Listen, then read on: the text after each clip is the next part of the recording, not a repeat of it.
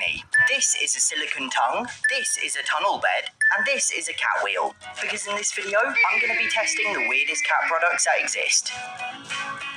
Number 1. You know how hamsters like to run in wheels? Well, this is a cat wheel, and I'm going to make a bold prediction. They're never going to use it. So the idea is that they run around in it and get some exercise. But my cats are incredibly lazy. I reckon they're going to sleep in it. Bella quickly investigated the giant new object that just appeared, and rolled around like a pig in mud.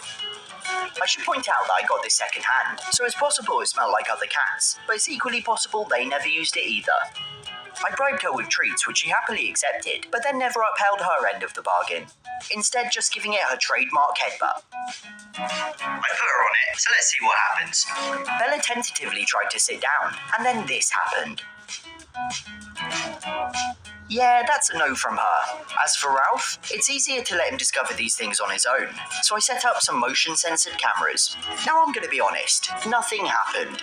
The cats never used it, not even once, but the cameras did provide a really lovely snapshot of the week. Bella would just find a spot to sit for ages, whilst Ralph spent hours birdwatching on the windowsill. I really love this shot where it's just whiskers, and it even captured a squabble. I'll probably give the wheel to a cat shelter. Statistically, at least one cat is bound to use it, right? Number 2. Next up, a spoon, and the idea is you can put a yogurt treat in here, and then squeeze this down over the top of it to get every single drop out. They're definitely going to like this one. And for once I wasn't wrong. Ralph eagerly lapped up the juicy goodness. Just look at this close-up. And then proceeded to lick the spoon clean. And Bella? Aeroplane spoon for aeroplane ears. Bella loved it, obviously. I mean, it's food, and Bella loves food. Once again, she licked the spoon so clean it could go back into the cupboard without washing. I'm kidding. I keep the spoons in a drawer. Number 3. In the past, I've built and tested some very weird scratching posts. So maybe these ones aren't all that weird after all. A DJ deck, a laptop, and whack-a-mole. I had grand ambitions for the DJ deck, but the cats completely ignored it. I also had grand ambitions for the whack-a-mole, but the cats also completely ignored it. As for the laptop, it brings us nicely to this video's sponsor, Incogni. When you're online, data brokers gather information about you. Your name, age, address, IP address, beliefs, interests, shopping habits, browsing history, and more.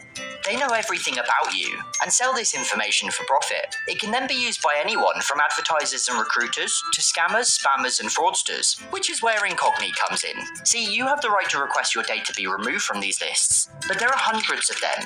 Luckily, Incogni scans these databases on your behalf, finds the ones you're on, and forces them to delete your data. Simply create an account, grant Incogni permission to work for you, and sit back while they do the rest. You can track their progress on your dashboard, seeing how many requests and removals they've made on your behalf. So take back your personal data with Incogni. Use code Chris at the link below and get 60% off an annual plan. Thanks so much to them for supporting the channel and sponsoring this video. Number 4. Last year I made a video all about catnip, testing catnip itself, catnip tea, catnip bubbles, catnip toys and more. Well, somehow I managed to miss this, a giant catnip ball. I can't imagine why anyone would need such a large ball of pure compressed catnip. Maybe it's meant for lions or something, but better late than never. Well, probably better never. The cats didn't care at all. Ralph gave it a cautionary sniff and left, and Bella wouldn't even look at it. Still, I'm kind of intrigued to see if it really is solid. So cut it open to find out. That didn't go to plan, but there's your answer. No, it is not solid. Number 5. In the previous video, I built a Lego cat bed, and whilst it took them a while to warm to it, they now argue over who gets to sleep in it. I know, I can't believe it either. They actually like something I made for once. Anyway, I'll probably end up building a second, but until then, I'm going to try out some of the weirdest cat beds the internet has to offer. Yup, it's a shark. Then this one's a tunnel bed. It's a weird donut-shaped bed, and the cats can either sleep on top of it, or inside it is a tunnel which goes the whole way round. I kind of think they're going to love this one. As always, Bella was immediately curious, but it looks like her donut might keep her out of them. Luckily, I've got another one just for her. See, there's this quiet corner in the hallway where she likes to sleep, so I added a slice of bread. It actually sounds quite nice, having a nap on a giant slice of bread. Bella obviously disagrees. For now, I'm sure she will. I check back in an hour later and... I don't believe this. Look, the only two beds they're not using, Ralph's on my bed, and Bella's in the Lego one again. I wouldn't expect anything less. I set up the trusty motion-sensitive cameras so I wouldn't miss any action, and after the usual routine of sniffing the cameras themselves, it looked promising. Ralph showed a lot of interest in the donut bed. Oh, he's leaving. And would you look at that? Bella's in the Lego bed again. But then... Ralph was actually using it. In fact, I was out at this point, and he slept for so long the cameras turned to night vision mode. Oh, isn't he adorable? But unfortunately, that was it. The bread bed camera wasn't triggered at all, except for an extreme close-up of Bella when I set it up. And the donut bed, although both cats seemed fairly interested, they never ventured inside. I had these cameras set up for an entire week, but nope. I guess they were determined to prove me wrong, although 1 out of 3 isn't bad. Today we're playing Astroman on Astrocade. Okay, our goal is to deliver pizzas to Tony. Let's do it. But I need a car first. Come here, car. Although 1 out of 3 isn't bad. Number 6. This next one is a toy I've seen on the internet for a while now, and it looks amazing. So when I press this button...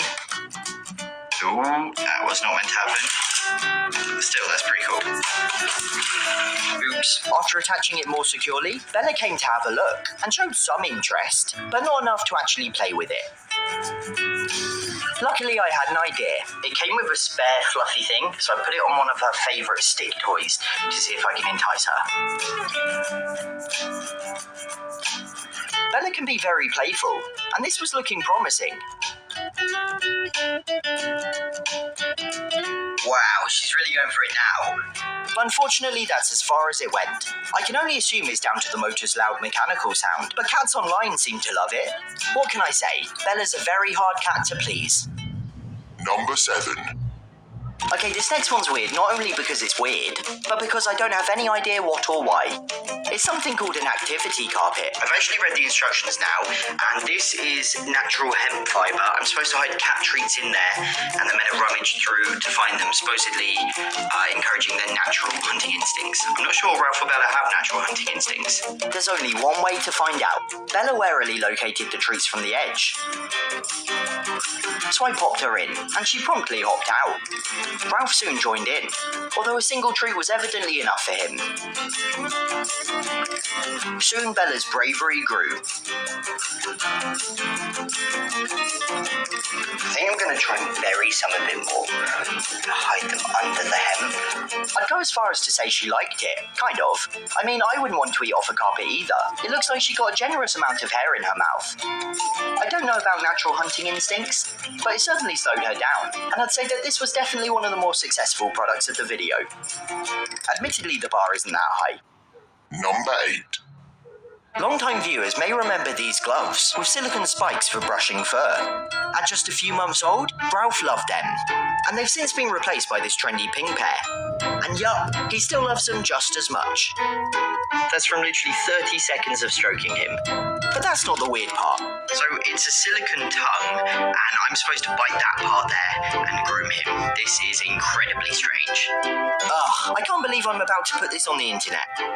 I felt incredibly creepy, and Ralph clearly wasn't a fan either.